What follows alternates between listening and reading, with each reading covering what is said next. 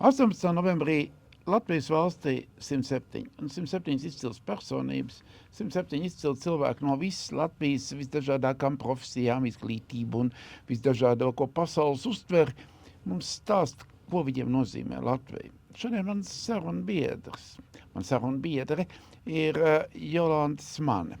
Viņa ir cilvēks ar ļoti labu izglītību, cilvēks ar ļoti labu amatu, no Rīgas devusies uz Dekšārēm uz savu dzimto pusi un tur nodarbojās ar uzņēmēju darbību.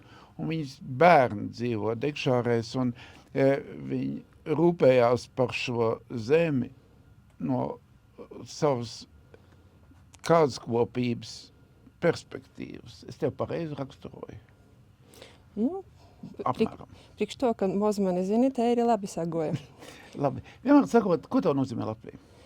Par Latviju sāksim ar muna vēra dzejūli.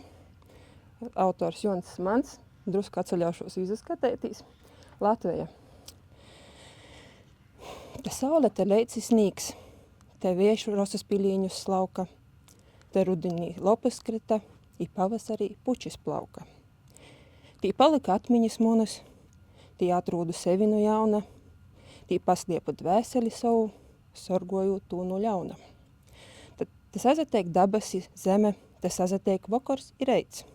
Te runās muna laime, te runāja darbs padarīts. Te namīrs porsavierš mīrā, te visa ir gona. Te pīdzimu esi muni bārni, te dzimtine muna. Tad runājot par Latviju, bija daudz laika domāt pa ceļam, cikom šeit atbrauču 2,5 stundas, nedaudz vairāk. Pamatā visam ir cilvēks. Mēs varam runāt par skaistim, par plašiem laukiem, zilim azarim un skaistu dabu, bet visa pamatā ir cilvēks. Un, diemžēl, mūsu palīk arvien mozok. Mēs kā saujeņa smilšu iztakam. Cilvēki nav tikai tī, kas ir turēgi vai nabadzīgi, leļi, mozi, jauni, vāci, bet mēs visi esam cilvēki, arī tī, kas ir aizgojuši un ko mēs atceramies ar jū labajiem darbiem. Tāpat mana personība izveidojusies nav tikai no to, ko skolos mocējos no saimis, bet ir iedvesmojušas personas cilvēki, kas pavalkas kaut kādam interesantam lītam, kaut ko izglītē. Pirmie, kas man tagad nāk protā, no ko es esmu te vairāk iedvesmojusies, ir Īva Zepa, kas ir Stiernīnis Īva, vai plašāk zināma. Muns kristāvs Pīters Justs, kas ir izteikts darba cilvēks. Tad vēl no tādiem cilvēkiem ir Ilga Šuplinska, ko visi vērtē tikai dažādi, bet esnībā ļoti daudz dara gan priekš Latvijas, gan priekš latgalistīšiem. Tāpat mani ļoti iedvesmē Maruta Latkovska, noteikti ir dzirdēts Katoļu dzēvis bijušo redaktora, ka ja tāds mazs cīnās par latgalīšu valodu un ka palīdz cilvēkiem gromatas rakstīt un visu, ko tāds iedvesmojoši. Un tad tu Dzīdra Brūzguļam, es esmu dzirdējuši, Kaņepju narkobaronese Dekšorēs dzēvoju. Pazīstu. Jā, arī iedvesmoju napazadūtīs, bet ka nalaiž pa duravam īkot pa skūstini vidā. Bet, tos ir personības, bet esot vairākus gadus iedzīvotāju padomis vadētojai, es redzu vairāk nekā iespējams daudzi, kas sēž saimā vai vēl kaut kur, un saprotu, ka vara diezgan toļi no reālo cilvēku ir. Iespējams, ka nezina, ka vairākus mēnešus jogaida rindā pie orsta, vai aizēja kūka kastā, vai jau te kaiti ir porgojusi, cikam rindu izgaidi, ja nav arī samaksāt. Kūka kaste bija domāta zorgs. Protams, jā. Labi. Tā vienkārši nosaukts. Tāpat daudzi cilvēki izdzīvoja nevis pat ar pensijām, bet ar pensijas pabalstiem. Viņam nokās lasēt ūgas, sienas, lai kaut ko pordotu, lai dabotu, par ko samaksāt elektrības, telefona rieķinus. Tas nav tā vienkārši. Ir cilvēki, kas godiem savus tivinīkus guļošus kūp par to, ka viņi nevar atceļauties maksāt par kaut kādiem pansionātiem vai arī valsts palīdzība nātnok tik raitai, kā gribētos.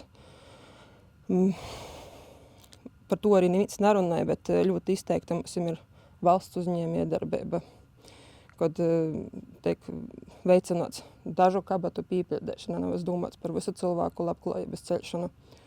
Tas tā ir skeptiski skatoties.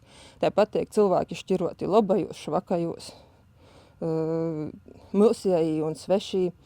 Un mēs nebā, mums ir tik maz cilvēku palicis, ka mēs tādu izšķērdību nevarētu atceļauties. Būtu jābūt tā, ka mēs tomēr, ja arī ir uzskoti nesakrēt, sazadarbojamies, lai mēs kopā dzīvotu visi labāk. Tad padomāšu vēl.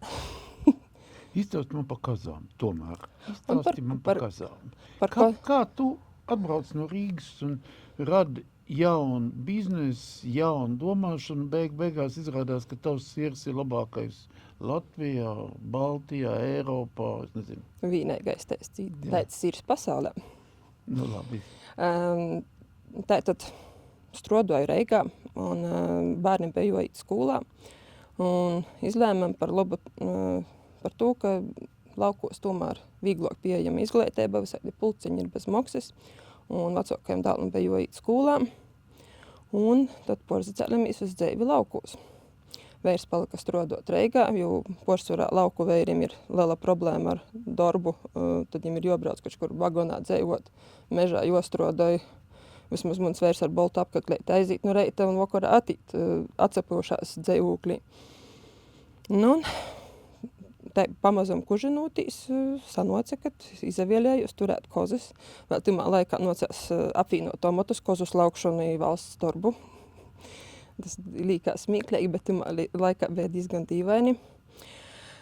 Nu, pamazam komunicējot ar tiem pašiem cilvēkiem, turūt kozas, eipašajos Covida laikos, kad saproti, ka tas ir pilnīgi izdets ar saviem darbiem, ar 4 bērniem un ikdienas sūli. Nocās īt prom no darba. Un tad, zinot, ka pilna galva ar visādiem likumiem un noteikumiem, kas pieeja ar tiem operēt, domāju, ka varēšu rakstīt projektus. Nu, un vicūtīs projektus rados doma, ka varētu ražot kozas sīru. Nu, un tā, mazas tos dūmas ir izveidojusies neliela mājsaimniecība, pašnodarbināts cilvēks, ražoju sīrus ar unikālu recepti, ja kādam interesē sameklēs pazavērsīs internetā.